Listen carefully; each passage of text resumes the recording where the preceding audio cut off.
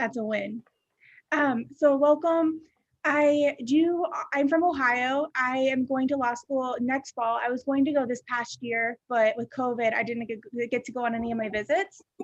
But I used to teach young kids, which now that I know the LSAT, I generally love teaching. So eventually I want to go to law school with hopes of being a professor. So I've kind of fallen in love with teaching the LSAT. These are some upcoming classes that I have going on this weekend, if anybody is interested. FYI, is anybody, I guess just Jasmine and Trish would be the ones that don't know about this. Are either of you taking the test taking the January or February test, or are you both November? November. I'm January. January, okay. So this might be like a course that you're interested in if you like my teaching style. It's $300 for a whole month, and it's going to be 12 hours. We're going to meet twice per week. And how I've been doing all these one-off classes, there's been some suggestions from a couple of people actually in this group where they wish it was more of a set time and more of a syllabus. Okay. And so it'll be a discounted rate since I can plan in advance. It'll be like less than $20 per classes or per hour essentially. And I want to keep it to about 12 people, and it'll be the same interactive style. But we'll spend about 2/3 of our time on LR and 1/3 reading comp. So we won't really cover games at all. Just FYI.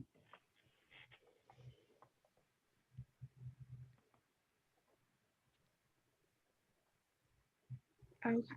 Oh, Zach actually just submitted a question to the chat where it said, I got something for the writing sample on my LSAC account and it says to do it ASAP. That just means that you're able to do, for those that are taking the November test, if you have not taken a writing sample yet, is that anybody here that has not taken their writing sample yet? Maybe it's just Zach. Okay, Katie. Okay, so yes, as soon as you're able to do that, you want to take it. Okay, yeah, Zach, you rescheduled for January, so you're okay. Katie, you want to take your writing sample as soon as possible, as I'm sure you probably know, because there's such a delay in getting. And then watch, I don't do the sample, then they'll say, oh, you didn't do the sample, you can't take January. Watch. No, that's not how it'll work. The reason that they want to is that they won't release your score until they have your writing sample on. Do you suggest, I just have been kind of like avoiding looking at anything about the writing. Is there like something you kind of suggest just reviewing before going into it? Yeah, I have a video. Cora actually asked me if I would do a small, like a class on it, like to talk about it. I can, if you're interested, I might do that. But also I have a video I'm going to send to Cora and be like, do you think this is sufficient or do you still want to talk about it? And so I'll keep you posted either way. Cool, thank you. Regardless, at least shoot me a text or a message so I can send you the video either way so I can help you. Okay, so today we're talking about necessary and sufficient. How many people would say that necessary or sufficient questions are one of the hardest for them on the LSAT? I would say necessary more than sufficient because that's more of like a super strengthener, so stronger language. Awesome. So necessary. What about necessary assumptions? Who thinks necessary assumptions is some of the hardest questions for them on the LSAT? Me, it is. Awesome. Okay. And so I don't want to freak people out at all because once you get necessary assumption questions, they do become easier. But there is this trend of necessary assumption being harder through the 80s. And a lot of it has to do with the loophole book, which was brilliant, but the test graders are kind of now ahead of it. And so they're not letting it be as easy to find the answers as they used to. And so if you approach them the correct way, it doesn't matter. It's not going to throw you off because sometimes what people would do is they would just look for the two things and try to find an answer choice that connected both of them without even really understanding the stimulus. But before we dive into these, let's do a quick review on what is the difference between sufficient and necessary. Necessary, like it has to be true for the argument to make sense, or like. Yeah, a necessary is something that's needed. And what about a sufficient assumption? I think it has to be proven. Or like if false would make the conclusion like fall apart. That's needed. If that's necessary. What does a sufficient assumption do? It makes it so that like your argument, it like patches up any holes so that your argument is definitely correct or as correct as it can possibly get. Awesome. It has to be proven, right?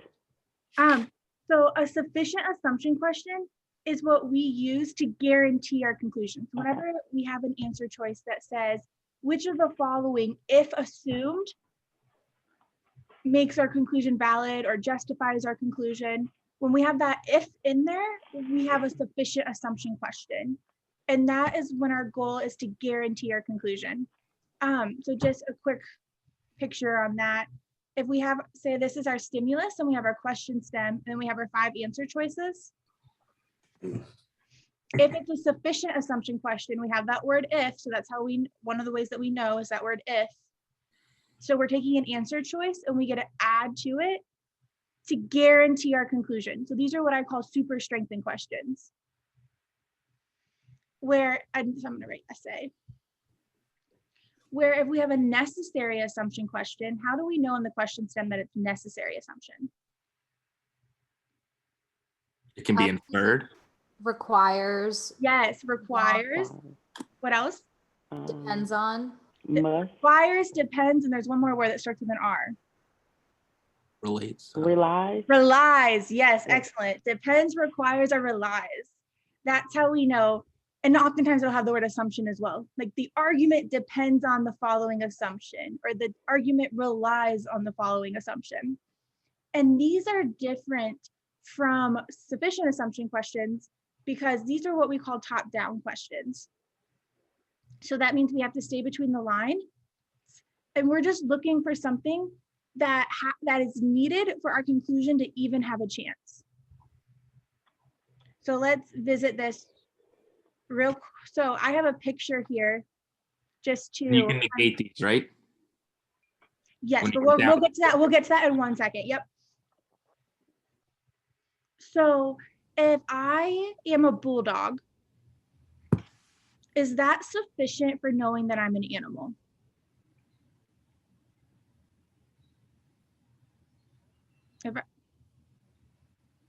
Yes, right? Perfect. So I like to think of so that's sufficient. Sufficient is the target. But if I am trying to think what else I am. But if I am an animal, if I'm an animal, does that mean I'm a bulldog? No. No. And so that's how these are different.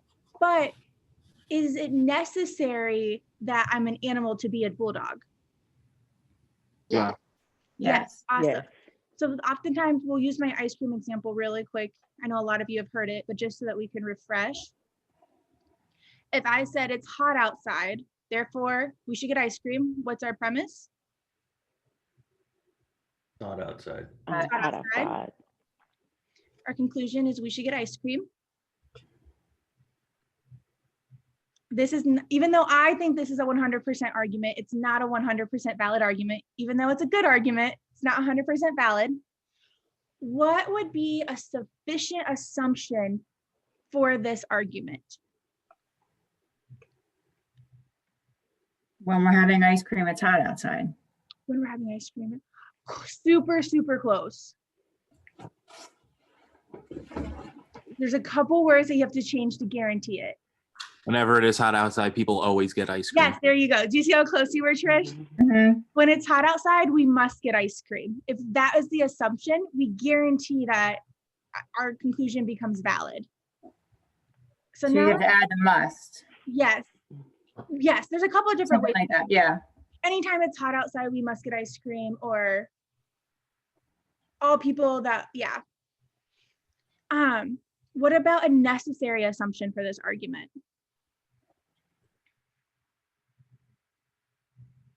So once again, necessary assumption. Necessary starts with any. So it's something that's just needed for our argument to have a chance. When it is above a certain temperature, ice cream parlors open. Yeah, Doors. that would be needed. So like even just ice cream being open or ice cream being available would be something that's needed, right? Because if there's no ice cream. Could you have both in this though? What do you mean? You have a sufficient assumption sentence and a necessary assumption. Yeah, sometimes they can be the same thing. Oh, but like, will they ask you? They No, won't. they'll just never be like ask you a for question both. type. But technically there are times, I can't think of one off the top of my head at the moment, but there are times when like something, well, actually a sufficient, no, just kidding, I take that back. Sometimes an statement can be a sufficient assumption and necessary assumption. If we come across a question where that happens, I'll point it out. Because I thought sufficient leads into necessary. Like you Well, have to they're have conditions. first. Yeah. Okay. Okay, you're okay. We're just, that's, I just want to review this. So we'll get into the questions and we'll go over the strategy. So let's just stay like on this for a second, so necessary is something that's needed for a conclusion to even have a chance. The best example I thought of when we talked last time was about it's needed that the ice cream parlor to be open. Well, just because the ice cream parlor is open, that's not sufficient for us to get ice cream, right? We talked about like kids. Well, imagine if we had children and every time they're like, yeah, but mom, the ice cream shop's open. We have to get ice cream. Is that how it works? Is that how they might have their arguments? But just because it's open, does that mean you're going to take your child to get ice cream? No. No, but we can't take them to get ice cream if it's not open. So we don't even have a chance to take them to get ice cream if it's not open. Good? Do you have a little bit better, do we have a good understanding? Does everybody feel like they have a good understanding of sufficient and necessary, at least in the broader terms? Yes. Excellent. All right, so we're gonna go ahead and start with an easier one. I think a lot of people got this one correct, but just so we can practice how we approach these together. How long did it take most people to do these questions? I wasn't quite sure because there were 14 questions, but some of them were really hard, so I figured that they could take a little bit longer. Was like the estimate of 30 to 45 minutes pretty fair? Yeah, I would say Yeah. so. Okay. Yeah. I didn't want to send out like 2 hours of homework the day before class. Okay, Katie, can you read this for us? Sure. Many employers treat their employees fairly. Thus, using others as a means to one's own ends is not always morally reprehensible or harmful to others. Excellent. Okay, so Derek, can you explain this in your own words? All right. Many employees treat their employees fairly. Employers do treat their employees fair and just. Thus, therefore, using others as a means to one's own ends is not always morally reprehensible or harmful to others. Therefore, using others to justify one's own means is not always what do you call it? Morally reprehensible. I'm not Not sure. always like morally wrong. Yeah, morally wrong Or looked down upon is not always looked down upon or hurtful. yeah. Like, All right, Trish, what's our conclusion? Let's see. The conclusion is, wait a second. Using others as a means to one's end is not always morally reprehensible or harmful. Awesome. And then after we read the stimulus, we understand it, we find our conclusion. This is now when we read the question type. What kind of question is this? necessary. Hopefully everybody got that question right. And how do we know it? How do we know that it's necessary assumption? Required. Requires. Excellent. What is required? The argument needs the assumption that. So something that's needed for this to be true. Here, I think it's pretty easy to see the flaw. Did anybody predict the flaw before they read the answer choices?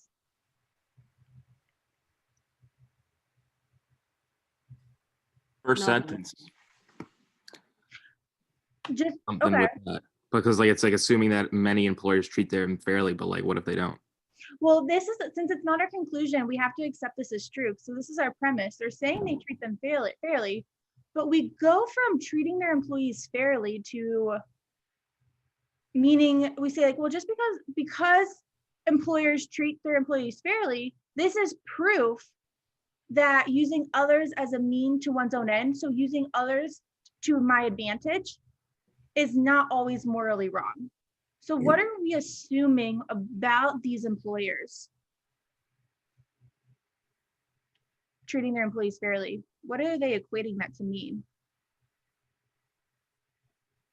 They're equating it to mean that they're using their employees to advance their own means. Yeah, excellent. When I originally predicted an answer here, just loosely, I was like, well, something that would be needed is you can treat your employees fairly without being morally reprehensible or harmful. That wasn't the answer. And I didn't, but do you see how I was like, well, technically this would have to be needed. Because if it's not true, it would destroy our argument. But let's go through these questions types. So unnecessary assumption questions, these are top down. So since it's a top down, do we tend to look for a stronger or more mild answer choice? Mild. Mild, yes. And who can explain, Gina, can you explain why we want a more mild answer choice? We tend to want a more mild answer choice. Well, we want a more mild because we can't bring anything into it because we're working from the top down. Right. And so it has to be true. No, you're right. But For those that are just joining, these are some of the questions I asked just so when you get stuck on the test, you can think through logically what we're trying to do. And so when we think about this, if we're looking for something that's needed, this is the bare essentials. So the bare essentials is going to be mild. If we go get ice cream, do we all need to like ice cream, or just some of us like ice cream? some. So that's why necessary assumption questions tend to be more mild. Which, Gina, you're spot on by saying, well, it's like a must be true question. We have to stay between the lines. Some people look at necessary assumption questions as must be true questions. What must be true based on our premise? Okay, so let's look at A. Some employers act in a morally reprehensible manner only when they harm those whom they employ.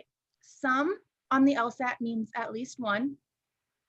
So this, I like that this first part is weak, but why is this answer wrong? The only. Because only's in there. It's way too strong. Yeah, we're saying some employers act in a morally reprehensible manner only when they harm those they employ. I bet they can act in a harmful way by harming other people than who they employ, right? Like Gina employs people probably, like she probably is mean to other people. She's mean to me and not her employees. I send Nicole nasty text messages all day long. All day long. Like, come on, step up your game. My score has But I give all of my employees ice cream on Friday. Yeah, exactly. She would. B, no employers who act morally use their employees as a means to their own ends. This is the complete opposite, right? Yep. Awesome. C, some, so once again, I like some, at least one, or all employers use their employees as a means to their own ends. So what this is saying, this is where they start to trick you with throwing in that all, because you're like, oh, let's let them think that this is a strong answer. But it's not, because this is saying at least one to everybody. So somewhere between one to all employers. But all we need to be true is one employer needs to use their employees as a means to their own end. Can everybody see why this is needed for our conclusion to be true? And this is where, Zach, you were right. I do not negate every single answer choice, but sometimes when I'm struggling, I will double check it by negating it. If I'm debating between two, I will negate one. And this would be, if we would negate this, it would say no employers use their employees as a means to their own ends. And if that were true, no employers use their employees, well, then how can we use this premise as support? It would just, there would be no connection between these two statements then. So Nicole, I guess I just kind of get hung up on the many. I know that some is one all the way to all, which would be 100%, but where, for future reference, where does many come in there? You know, you have all, there's some. Many means many things, annoyingly. So it's kind of like at least one as well. Okay. But if some and many were used next to each other, many would mean more than some. Okay. But they don't do that very often. But you can think of many almost as weak as some. Okay. So yeah, I like to think of it, many means many things. Nobody really knows. Thank Where you. most, what is most? Most is, More than 50%. yeah, Yes, most. Trish, you'll learn I'm all about the trick. So most starts with MO. So more than 50%. yeah, I know, I have the almost some, but then the many kind of throws me. I know it's more than, so I just want to kind of see where that, Well, if you'll ever get stuck and you're like on the LSAT on test day because our minds go blank, you're like, wait, many or most, which one is, because that can happen. That can even happen to me when I get nervous. Just remember, MO, more than 50%. Many doesn't have that, so that's the other one. Perfect. Okay. I'm looking at your quiz results.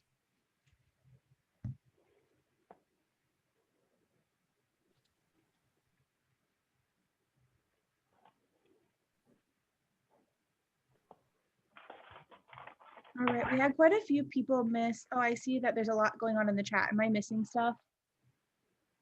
Yeah. If I miss anything, will people just shout at me if I miss stuff in the chat? That would be helpful. But I see Katie responded with something really helpful, so thank you. Okay, so we had half of our class miss this one.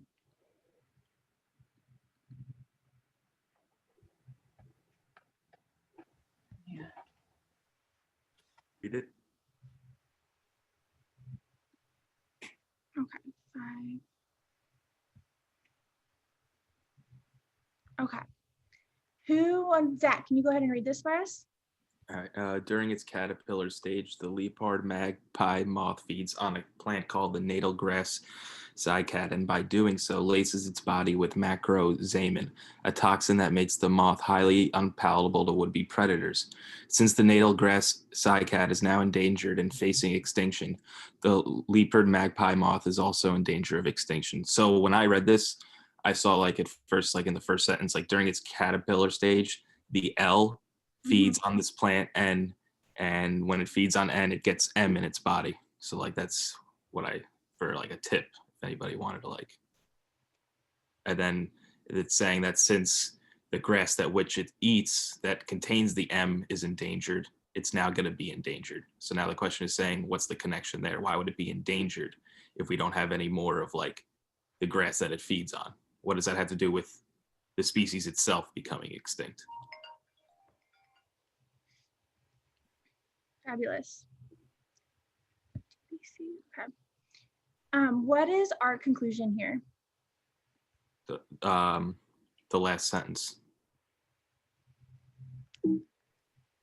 Yep.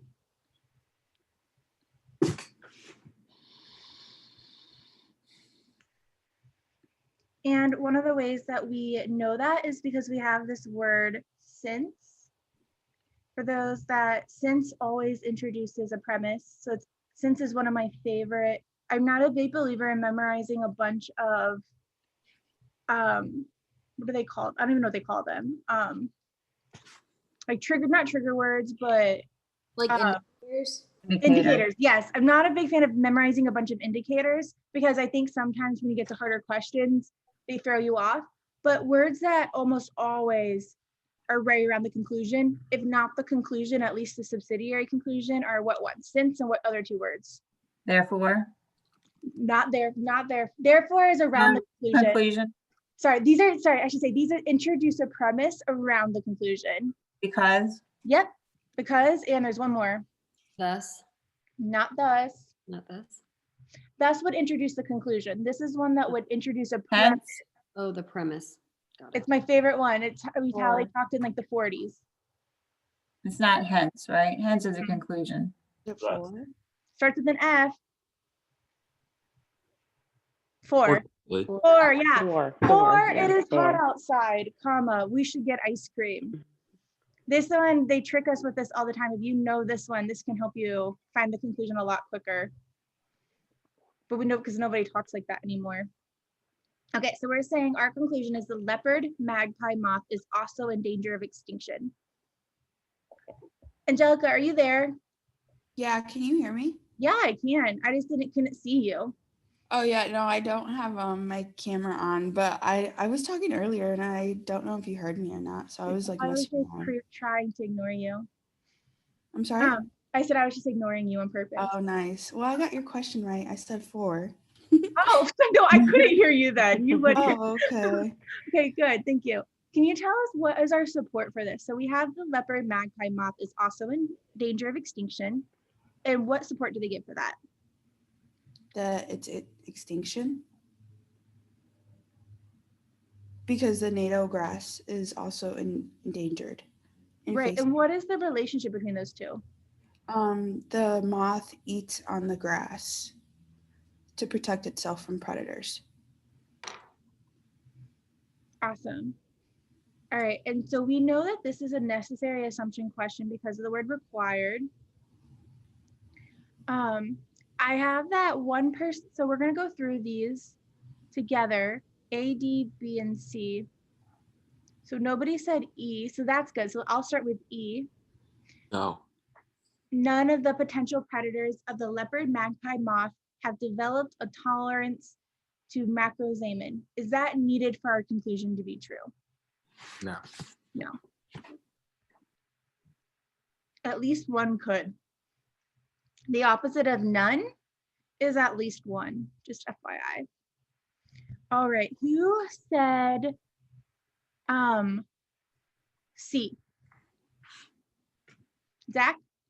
Yeah, so All I right, go ahead and read this. And potential predators of the L magpie moth can't determine from appearance alone whether the moth's body is laced with the M. So like I chose this because when I negated it, like potential predators of the L magpie can determine from appearance alone whether this body contains macro. So like they know, like they can like stay away from them. Like it doesn't like really, in a way, it doesn't like they can it just like I don't even know like the do you feel like this answer choice? I do. All right, who wants to point out why it's incorrect? So I'm wrong. You are wrong. That's why I'm here. Everyone else who got it wrong is gonna have to share theirs too. So don't feel bad, Zach. You're just the first victim. Who can point out why C is incorrect? Is it because the word cannot? The word cannot. Either because of that or because something about appearance. I originally chose C, and I felt all the other answer choices when I first did it were too spicy, and I thought that was the mild one, which is why I chose it, because I think logically it makes sense. But now that I'm looking at it, if I negate it, so if the predators can tell whether the moth has That make the eaten population a fine. plant that has the magic goo that makes it so they'll know they're unpalatable, and now they are able to tell that they haven't eaten it, then that's just going to give more incentive for them to eat them, because now they physically know that it doesn't have it. So that doesn't seem up the conclusion. So I know now that C is wrong.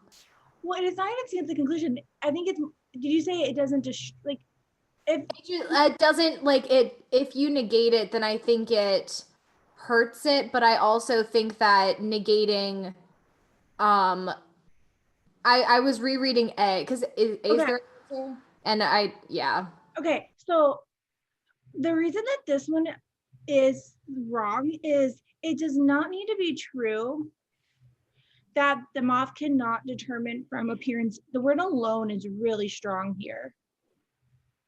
What if they could what does it matter that they cannot determine it on appearance alone? What if there's another way that helps them? It doesn't matter, right?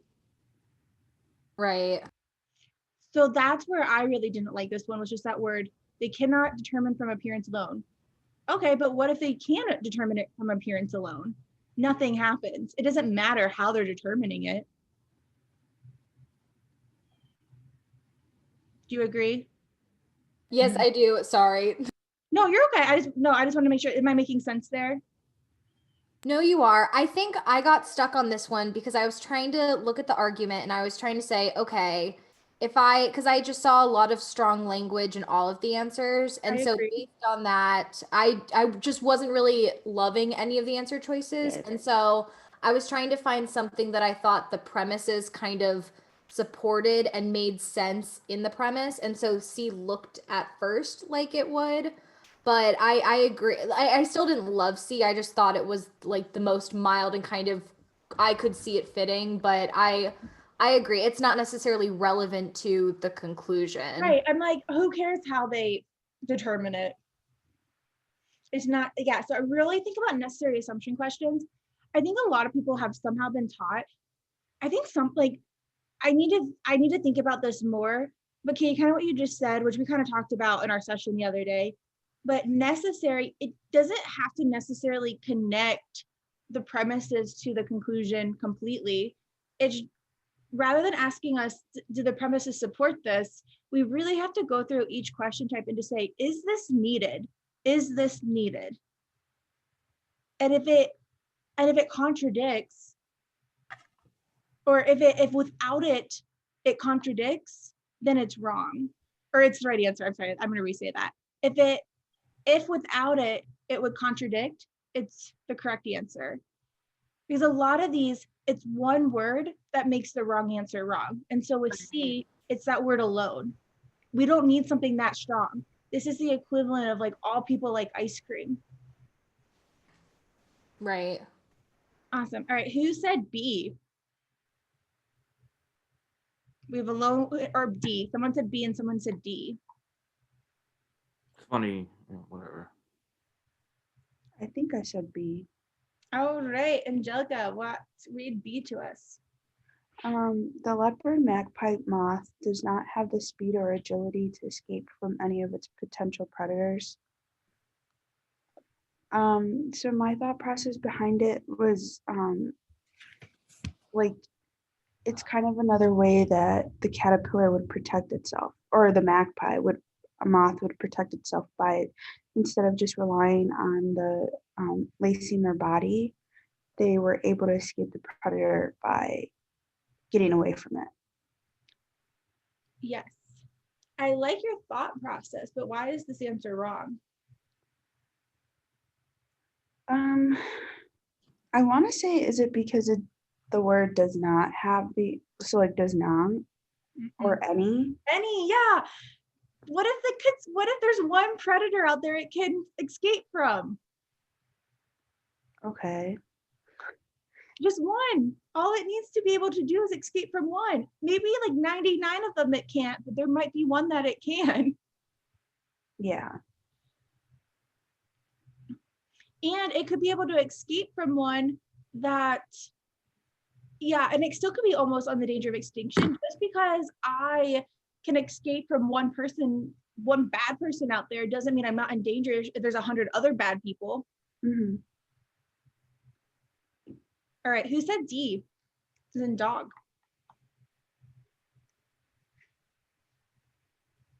Okay, I'll go ahead and read it. Leopard magpie moths are not able to locate natal grass cycads unless those plants are abundant. That's a like. I wonder if Zach or Katie, if you accidentally said D, because I only had one person say C. No, I think I know the right answer, but it's weird because when I was doing them, I was just like, "There's no way it's the right answer," and I just crossed it off completely. But it's A. Yes. Okay, who got this one? Derek, can you explain to us why A is correct? Only is the.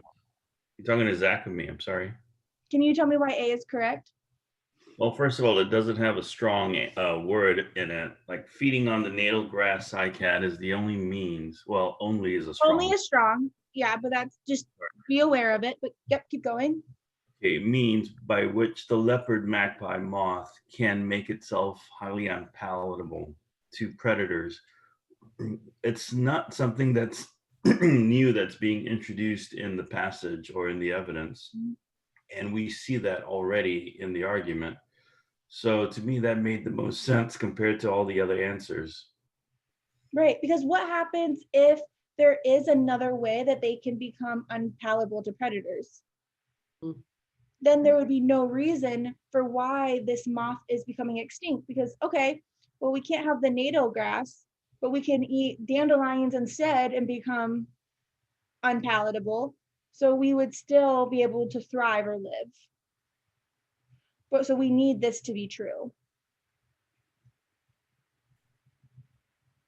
It kind of bridges the gap between what the argument says and the conclusion for it to be true. Yeah. I also was attracted to this answer because I know that's a necessary condition.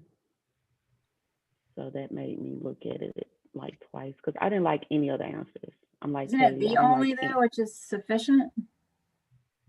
Or is that only if? The only. Okay, so one, sufficient and necessary assumptions are different than sufficient and necessary conditions.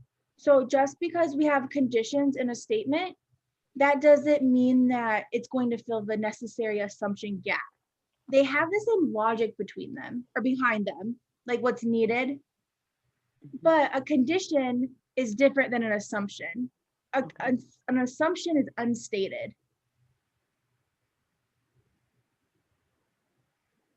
Just like background. Yeah. Does that make sense? yes. Yeah. I have a I question. kind of predicted this one too, Nicole, like you had said about there being dandelions or something else that they could have eaten Mhm. that also made them not taste very good. So Yes. even though only came back strong, it completely supported the fact that there could be alternative ways that, you know, the magpie could protect itself. Excellent. I have one more question. Yes. For B, would it also be wrong because it introduces speed or agility, and that's kind of like a new information, and it Yeah. goes against the top down? Yeah. Okay.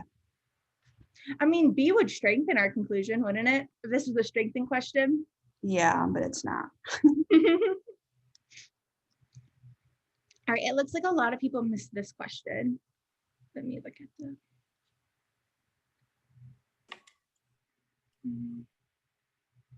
Yeah, a lot of people missed this one. So I'm gonna go ahead and read this one. Okay.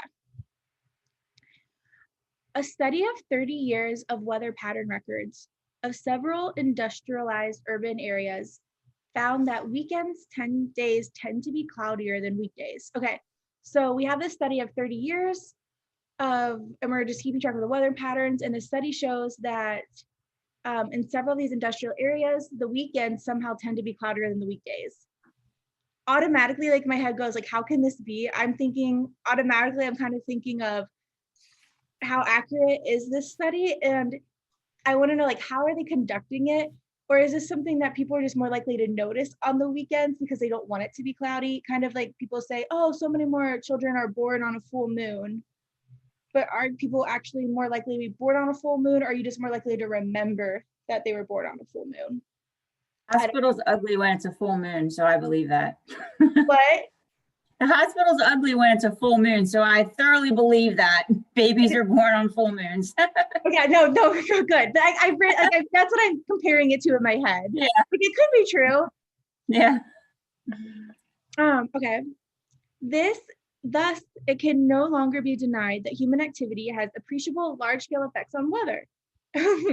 Because the few 7-day cycles that occur naturally are of too significance to cause measurable weather patterns.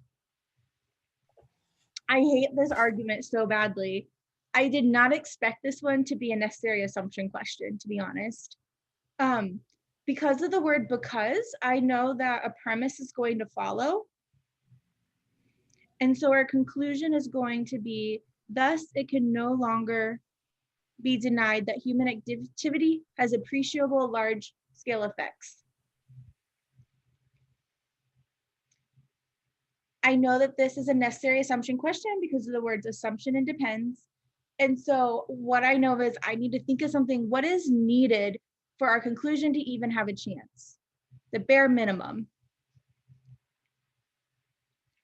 And so I'm trying to say, so I have to, especially on these tougher, so this is like this is a difficult necessary assumption question.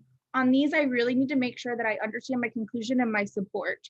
So we have this study that's going on over 30 years, and we know that it's cloudier on the weekdays and the weekends. I'm already raising my eyebrows because I'm like, well, doesn't this year change every year? Like, what is causing it to be cloudier on the weekends?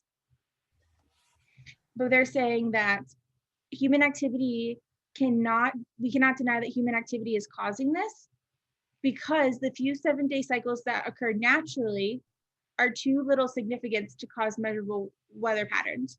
So what I'm thinking is, well, these natural weather patterns, those must not have showed a significant difference between the weekend and the weekdays. Because if they did, then how can we say humans are doing it? I have no idea if that's an answer, but that's how I kind of walk my head through a problem like this. All right, so we have a couple, let's see. Who had A? We had a lot of people say A. Actually, so let's not do that one first. Let's do B, C. All right, Gina, go ahead and read D and tell us why D is wrong. If something appreciably affects large-scale weather patterns, it probably is cyclical in nature. Crossed off D because it just didn't seem to be relevant in the sense that we weren't discussing like large-scale weather patterns, for one. Yeah, And and cyclical in nature, we didn't discuss about how there was any type of effect on nature. right, we're talking about humans are affecting it. Right. Awesome. Who said C? I chose C. All right, go ahead. First of all, I chose the wrong conclusion. I don't know why, because then I got it today. But I just kept thinking in my head that it's going to be cloudier during the week because of smoke and that type of thing, adding, not necessarily clouds, but is it what we're doing by working in industries and things like that. But I think I chose that one because it had a lot of the same similar words. So have you read the Nicole book? I have, yeah. Okay, I love that book, but I think unnecessary and sufficient assumption questions, you kind of have to go away from her approach. Okay. Angelica is currently working on the pains of this right now too, so she can relate. Yeah. I think I've read way too many books, and so that's part of it. I mean, some of it builds, but some of it too, I'm like, ooh. Some of them are just too specific, and then you so this one, the reason that this one's wrong is even though it has a lot of the same words, it's that there could be another living organism that has large effects on weather patterns, and it's not due to human activity. It might not be this one in particular, but there could be another example out there. Right, and I guess because I see human activity in the end, I'm actually thinking about there's I forget what it has to do with the ocean. There's some type of animal in the ocean that affects the weather patterns. Where it has to do with it's like in Australia. I'll look up the details. It's really interesting where how like the rainforests, the oceans, and the land like all works together, and there's an animal that helps control it, the rain levels, because of what they eat in a certain plant, and then like the trees turn in a different direction or something. Super interesting. But hey, Nicole, we looked at this one yesterday too, and C came up. We struggled between C and another one that I won't say which one because you haven't gotten there yet. But so we questioned whether or not living organisms was a direct correlation to humans, like whether or not if you're was a human or whether it was something else. And because the conclusion had human activity in it, I would have thought that then there would have had to been a direct correlation to the answer to include human activity in its answer. Or if we were introducing something new with living organisms as opposed to human behavior. Okay, so think about this, for example. If I live in Ohio, okay, so if I said I live in Ohio, therefore I hate Michigan. Okay, I live in Ohio, therefore I hate Michigan. And my necessary assumption could be that I live in the United States, even though that's not mentioned in either part.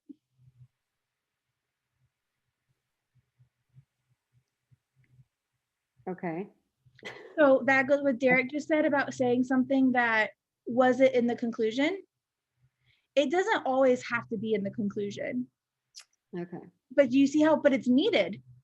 It's unstated, but it's needed, because without it, my argument would fall apart, because I can't live in Ohio if I do not live in the United States. And that's where you really have to think about these. Is this needed? It could be true. C absolutely could be true, but it doesn't have to be true for our conclusion to be true. And that comes back to what you said, Gina, about living organisms. Humans are one of the living organisms, but there's other ones too. Right.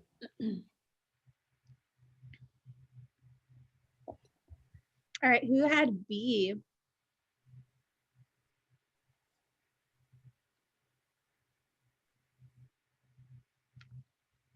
Zach, you had B. Did? Yes. I would have. I probably one of the ones I guessed on, but I would have had C. But Okay, no worries. there are no naturally occurring 7-day cycles in area studies. Like, okay, doesn't really mean anything. Yeah, there has, yeah. Okay, and then who had A? I don't know why I put A. Yeah, we have Jasmine. I'm just gonna be honest. I'm just reading the answer, and I think I probably just misread it because industrial activity tends to decrease significantly on weekdays, on weekend days in large urban area study. If it did decrease, I don't think it would make the weekend days tend to be cloudier than the weekdays. So I actually think, give yourself a little bit of credit. I think A is a really hard wrong answer. Just know I was down to A and C. And I think because one of my issue is I tend to like second guess everything. So I was like, okay, just pick one and move to the next one. Because I will be on questions for a long time, just trying to just, like eliminate one, like battle each other for me. So I think that's what I end up doing. But you know, now looking at it, it's a little confusing, but I understand why it's not wrong. I mean, I know why it's wrong. Yeah, so one of the reasons is the word significantly. Yes. Yep, way too strong. Like what happens if it just decreases a little bit? Maybe all it takes is decreasing a little bit. Yeah. But also this would strengthen it. Absolutely. A would definitely strengthen our conclusion, but this doesn't have to be, it's not needed. It's not the bare minimum of what has to be true. It's a very strong answer. All right, E, Katie and Derek got it correct. Who wants to take a stab at it? I will. Okay, so I was very confused by this question. And part of my confusion was I didn't understand how this study could work. So I think I went into looking into the answers. I wasn't able to necessarily predict something correctly, but I had a feeling because of the like vague language that the answer was going to talk about something about the nature of the study. I agree. I want to add something there, Katie. That I think what that feeling you got towards this was because I did not expect this to be a necessary assumption. I thought it would be a flaw question. A flaw question, 100%. Yes. And when that happens, and we see it's a necessary assumption question, you have to remind yourself what the goal of it is, because I don't like this. Yeah. I don't like this premise. I don't like this conclusion. But once it becomes a necessary assumption question, we have to act as if this conclusion is true. And that's really hard for us to then take out our outside biases because we don't like it. But all of a sudden, that study becomes true and this conclusion becomes true. Our job is not to prove the conclusion. Our job is just to say, if this were true, somehow this is true, this is what's needed in this weird world, because I don't think this can really happen or whatever. Right. So I kind of went into it looking for something that kind of provided some sort of clarity for that. So I was able to get it down to D and E, and I chose E, and I thought E was the correct answer because it's trying to say the reason that we are able to draw a conclusion is because our research compared to normal, like natural research, is comparable. And I feel like E Mhm. is what makes it comparable or comparable, whatever the word is. Yeah, comparable. Yeah, it's showing us that we can compare one to the other. This is not what I predicted at all. Right. We're saying, hey, if the weather pattern of a natural cause has a 7-day cycle, then the cause has a 7-day cycle. Because if this isn't true, then how can we say that it's, why do our weekdays matter? Right. Derek? Yeah, so when I was reading the conclusion where it says, thus it no longer can be denied that human activity has appreciable large-scale effects, I looked at the reasoning for the premise that followed, which the few 7-day cycles. That word, the 7-day cycle stood out because it's 7 days that included the weekend, and that made it seem like the author or the argument held its ground by determining to have the weekend involved, you had to have the 7 days as part of the cycle. So that's why in E, if weather pattern with a natural cause has 7-day cycle, then that cause has a 7-day cycle, and that made the conclusion more logical to me. Right. And for those that negate, if we're, because like I would get through this one at E, I would read it once and it wouldn't be like, oh yeah, I would have to sit and think about it for a second. Absolutely. But if we put in the negation here, it would be if a weather pattern with a natural cause has a 7-day cycle, then that cause does not have a 7-day cycle. And that would completely destroy our study, because our study is including something that has a 7-day cycle.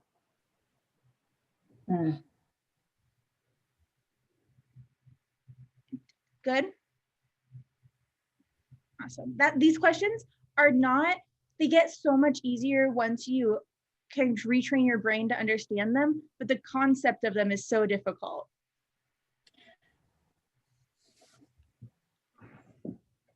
Okay.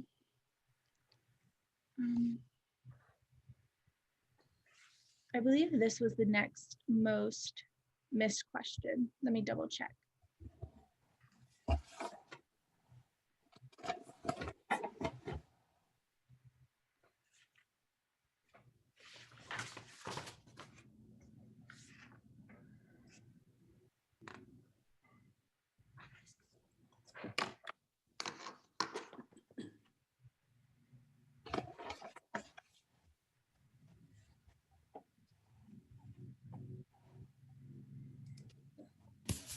Yeah.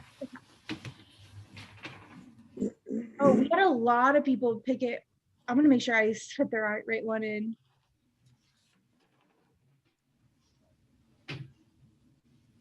Okay. Jasmine, do you want to read this one? Okay, in an experiment, some volunteers were assigned to take aerobics classes other than taking weight training classes. After 3 months, each performed an aerobics mathematical calculation. Just after the challenge, the measurable stress symptoms of the volunteers in the aerobics classes were less than those of the volunteers in the weight training classes. This provides good evidence that aerobic exercise helps the body handle psychological stress. All right. So argument or set of facts? It's a set of facts. I think it's an argument, because what makes it makes an argument an argument? Because it's an experiment. Because there's a And they conclusion. a conclusion. That's a conclusion makes it an argument. Yep. That you're so this provides good evidence that. That's the conclusion. Yep.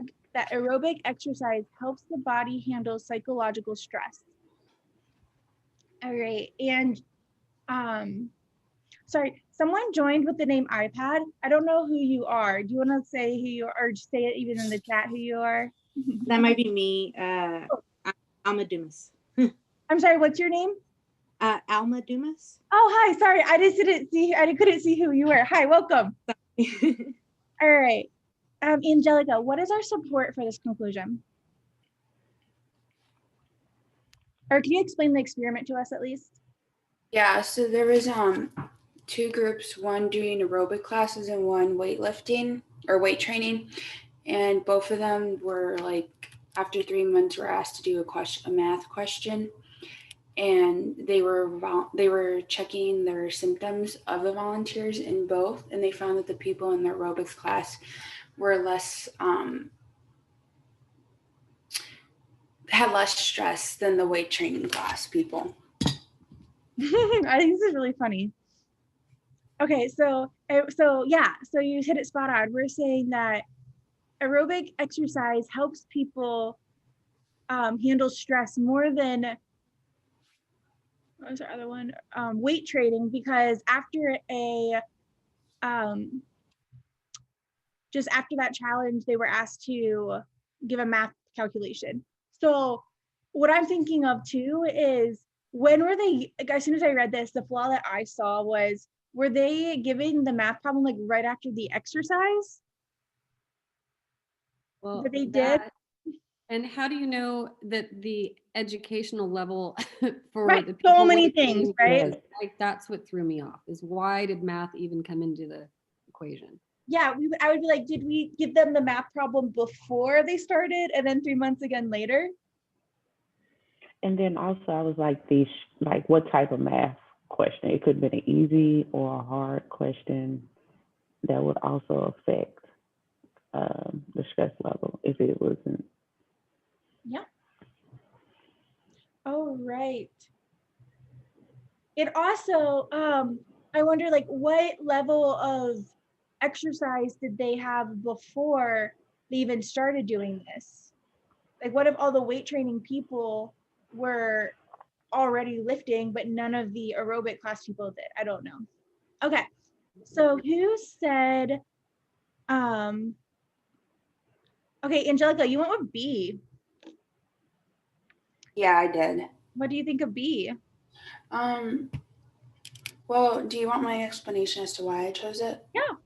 Okay, so my thinking was that in order to make the study valid, you had to make sure that aerobics people were just sticking with aerobics and didn't also lift weights. Like, you had to make sure that they weren't overlapping.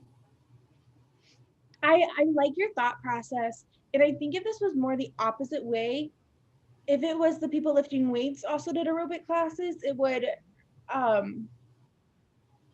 weaken it more. However, these people that aerobic classes, even if they did lift weights, it doesn't destroy our argument, because the aerobic people did better. So the weights outside of the classroom it's not like it harmed them. It didn't bring them backwards. Or even if it did bring them down, the people in the aerobic classes still did better. Why? Well, yeah, I looked at that too, but the conclusion says that it provides that aerobic exercise has helped the body handle physiological stress. So I was thinking, like, we need to make it that it's only Right. aerobic. And why did the people that just did weight training classes not at least be equal then? Because they didn't do Right. aerobic. Correct. So if this was the other way, B would be necessary. But because the aerobic people could do weight training, because they still have the aerobics, which is what we're trying to say made them better. But how do you know it wasn't both? Because if it was both, then the people that just did weight training would at least would be the same. Okay. Do you see that? Yeah, kind of. I'm just still like trying to process it, I guess, because you know how I am with these. Yeah, no, you take but that's really important to think about though, because our study is saying those that did aerobic exercises performed up at this level. Those that just did weight training performed here. Mm-hmm. So even if these volunteers, even if a couple of them also lifted weights, that doesn't destroy our conclusion, because if you needed to lift weights to improve, why would these people be so below? Right. I was just thinking that since they did both. But I guess you can only have one person doing both. You could, yeah. Okay. All right, who picked C. We have a couple people that threw in C. Zach and Gina. That was probably a random one I did. Okay. Gina. I didn't like any of these answers. So, because I predicted something entirely different. I predicted more or less it was going to have to do with the either education level of the people that took the weight training class versus the aerobic class. Like I just kept going back to the math. Like I couldn't understand where the direct correlation was. So I predicted that it was going to have something to do with, well, because the people who were, who took the aerobic classes were all had their masters in mathematics. Mm-hmm. And the people who took the weight training class didn't even graduate from high school. Okay, So that would be that's what that would straighten it, but that's not necessary for this to be true. True. You would strengthen it with that. You pointed out the flaw. Right. That's where I got lost on this question. Like I just guessed because I couldn't figure out which one the right answer was. So that kind of got stuck in my mind that I found the flaw and then I couldn't get rid of it. Like no, that's what makes necessary assumption questions so difficult, is they're a hard concept to grasp. Because you apply everything else to them, but like Angelica and I had a session yesterday, and she brought this question up for a second time, where she's like, "But it's just restating a premise." I was like, "Yeah, but isn't the premise needed?" In the 80s, the necessary assumption questions have changed to where sometimes they're not even the gap. They're like almost too obvious that make it difficult. Okay. Like, so for this one, on average, the volunteers who were assigned to the aerobic classes got more exercise in the 3 months in which they took those classes than they had been getting before beginning the experiment. Once again, like, is this needed for our conclusion to be true? Does it have to be true that the aerobic exercise, to prove that the aerobic exercise helps reduce stress? Does it have to be true that those that were assigned to the aerobic classes got more exercise beforehand? No. I actually was able to mark this one out because I thought if that was true, then it would kind of weaken results of the experiment would be biased. I agree. I think it almost kind of weaken it. Yeah. Okay, so then I have B, C. All right. A lot of people, can I read these answers really quickly? I go D. I picked D too.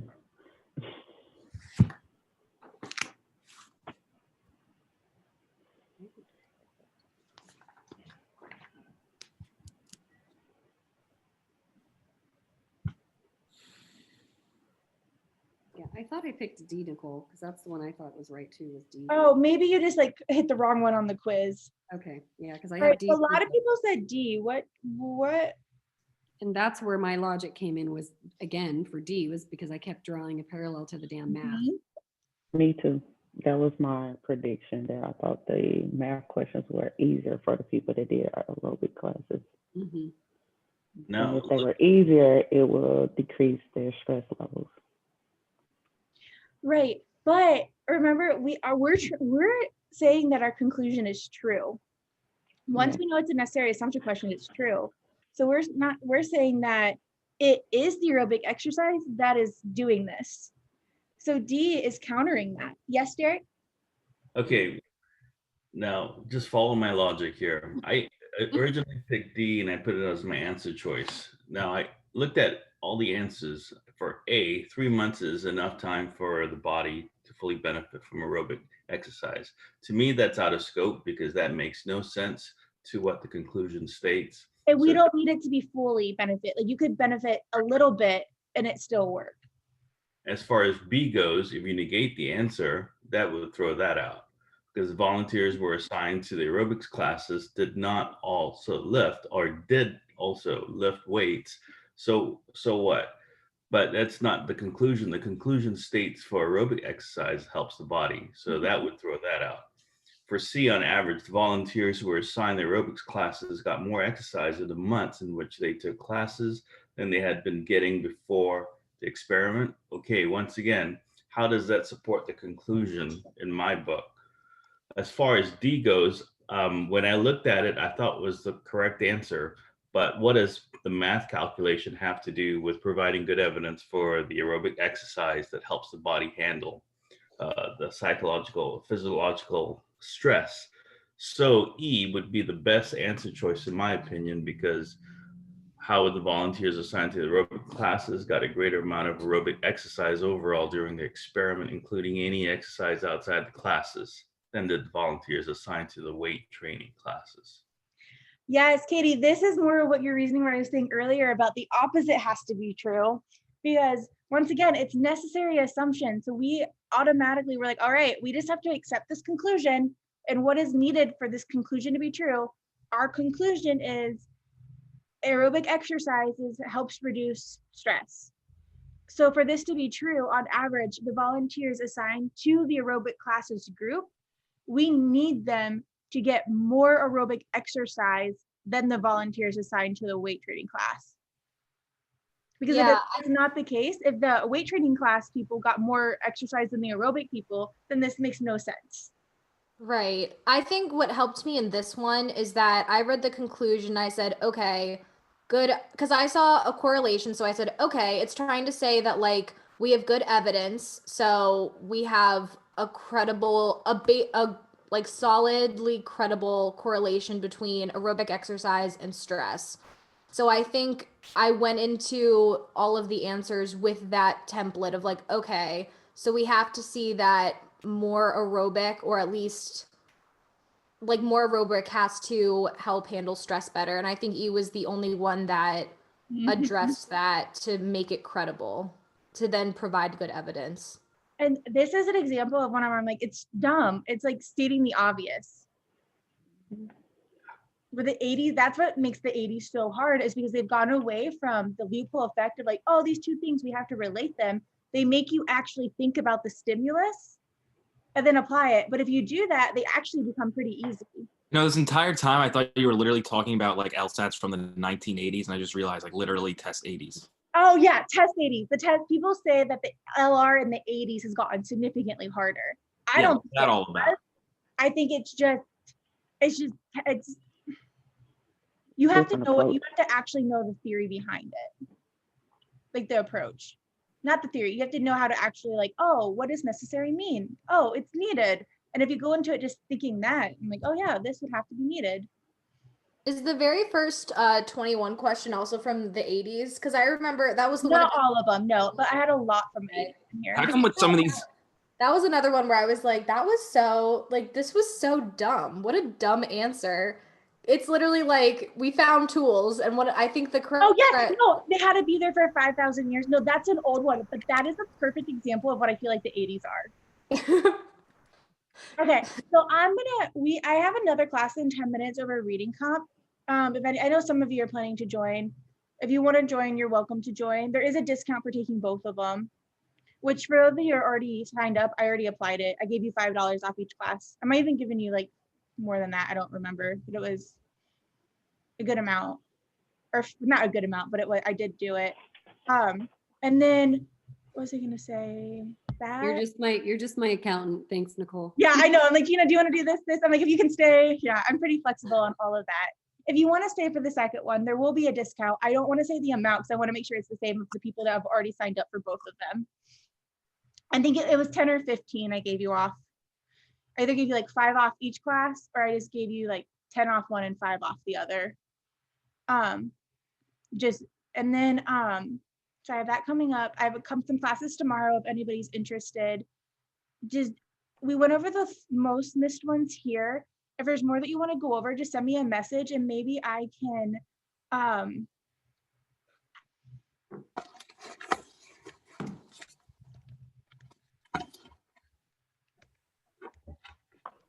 we will sorry, someone sent me a message and I responded and I was getting distracted. I apologize. Okay. Send me a message and I'll try to do some recording videos of me talking and answering the question, and I'll send those out to you.